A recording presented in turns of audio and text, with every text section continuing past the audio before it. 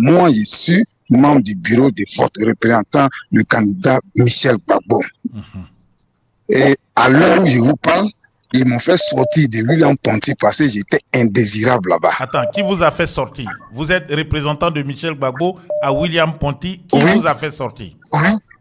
Ce sont mes responsables. Parce que vu ce qu'il y a créé là-bas, mais ils ont eu peur pour moi. On dit, parce qu'on arrive là-bas d'abord. On est parti de Ofumu Yapo. C'est à Ofumu Yapo où nous on était.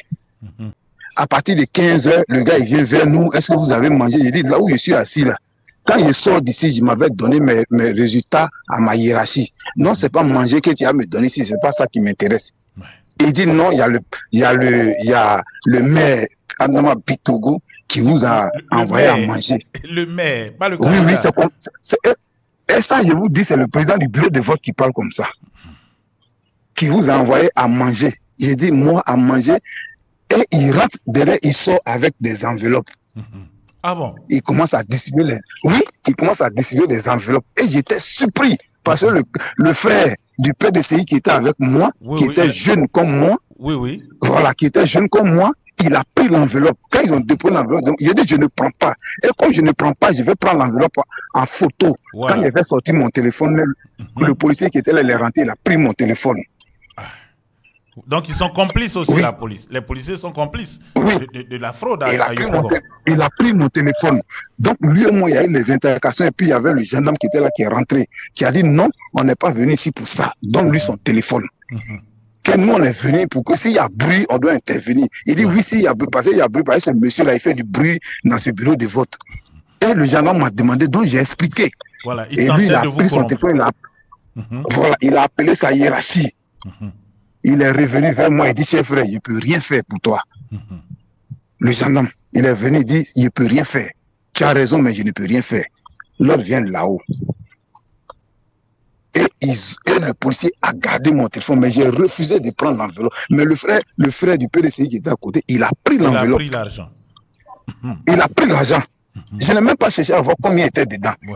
Donc quand il a refusé l'enveloppe, ça fait que ça a bouleversé leur plan. Ils ne peuvent plus rien faire. Il a dit, bon, ok, on est là, on va continuer le vote. Vous étiez au nombre de combien? Vous étiez au nombre, quand il veut dépouiller, on arrive au dépouillement maintenant. Comme cette étape a échoué, on arrive au dépouillement.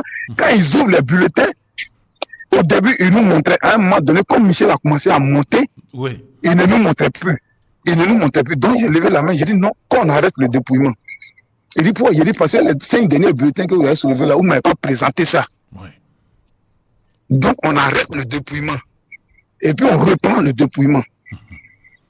Donc il y a eu café, et puis le gendarme est rentré encore avec le policier. Il dit quoi? Il dit non, qu'il y a problème. Donc il dit mais donc reprenez le dépouillement. Et ils ont repris le dépouillement. Devant les gendarmes maintenant. Voilà, et ils ont reversé. On a repris. On était à 200 votants, où Michel était déjà à 126. Donc plus de 100%, plus de 50%. Il était déjà à 126 sur les 200. Quand on enlève les bulletins nus, et puis on enlève Bitogo et on enlève Dja, il était déjà à 126. Et on ne sait pas où le modèle qui était le policier est venu, il a dit arrêtez le dépouillement. J'ai dit c'est pourquoi? J'ai dit c'est pourquoi on arrête le dépouillement, donnez-nous une raison. Il dit non, que l'ordre est quitté là-haut. Il dit non, est-ce que c'est écrit? Nous, on se base sur ce qui est écrit. Si ce n'est pas écrit, on continue. Voilà, il faut qu'on compte les bulletins. On continue.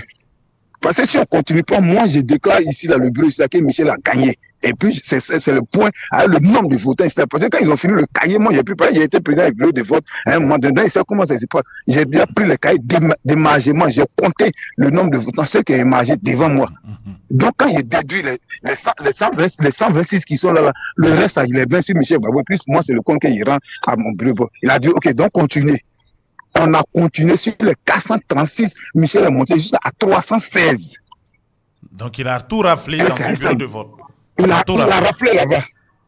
Et c'est pourquoi, si vous avez appris sur les réseaux sociaux, on a dit qu'au Fumu Yapo, il y a eu renfort. Oui, c'est vrai, parce que j'ai envoyé un texto pour dire que voici ce qui est en train de se passer ici. Et c'est comme ça que le renfort est venu. Et puis, ils ont encerclé au Fumu Yapo. Le renfort est quitté spécifiquement à Sidessi. C'est eux qui sont venus, les jeunes de Sidessi qui sont venus encercler. Voilà comment on est sorti de là encerclé. Donc quand il est rendu compte, on a dit, ok, non, c'est toi qui s'en vas à William Ponty pour représenter le parti là-bas avec les autres. Même le policier, il a bloqué votre téléphone. Oui, il est parti avec le téléphone. Est-ce que vous comprenez? Ça, déjà, c'est du vol. Oui. Et puis, c'est une façon de cacher des preuves que vous avez pu obtenir dans le bureau de vote. Et vous êtes un représentant. Vous n'êtes pas un badaud qui est parti dans le bureau de vote. Et il a fait quelque chose, mais qui n'est pas bon. C'est quand il a vu qu'il a commencé à discuter, moi, il a enlevé son nom qui était sur sa poche. Voilà. Il colle leur nom sur leur poche, là. Il a enlevé. C'est avec pression, là. Il a retiré ça du coup. Donc, voilà. Du coup, je découvre. Voilà. Je ne pouvais plus. Voilà. Sinon, si j'avais, c'était là, il allait donner son nom. Voilà. On a fini de compter. On a fait le décompte. Chacun a ses résultats. Et puis, on remet tout dedans. Et puis, on met ça sous scellé. D'accord. Et voilà. Et quand on met sous scellé, les gens maintenant escortent. Et comment on dirait, la police, la gendarmerie escorte ça à les présidents des bureaux de vote, à les gens qui sont à côté là. Et puis, ils escortent les unes jusqu'à là. D'accord. Quand on arrive là, on vient pour décharger, pour dire que oui, j'étais là-bas, voilà. Que je reconnais que dans ce bureau de vote, voici tant, et puis tu décharges. Voilà.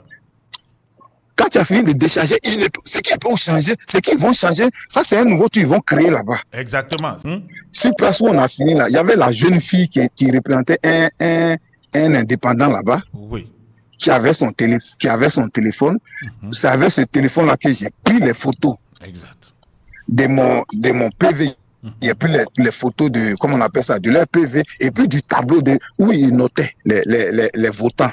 Et puis j'ai balancé ça sur le numéro de ma femme directement. Ouais. Voilà. Parce que comme on a pris mon téléphone. Très astucieux. Oui, comme on a pris mon téléphone, je n'avais plus de téléphone. Donc j'ai pris les photos. Donc ma hiérarchie connaît aujourd'hui dans mon bureau de vote où j'étais là, combien on a gagné là-bas. Oui. Et pourquoi aussi vous avez vu qu'ils sont venus, ils ont voulu casser les unes à Ofumu-Yapo, c'est parce que là-bas ils étaient vraiment en minorité à Ofumu-Yapo. Et voilà, ils étaient en minorité. Il y a eu 2 bureaux de vote où Dia a gagné. Après ça, tout le reste des bureaux de vote là, c'était Michel qui était à la tête. Après Michel vient Dia, après Dia vient Bitogo.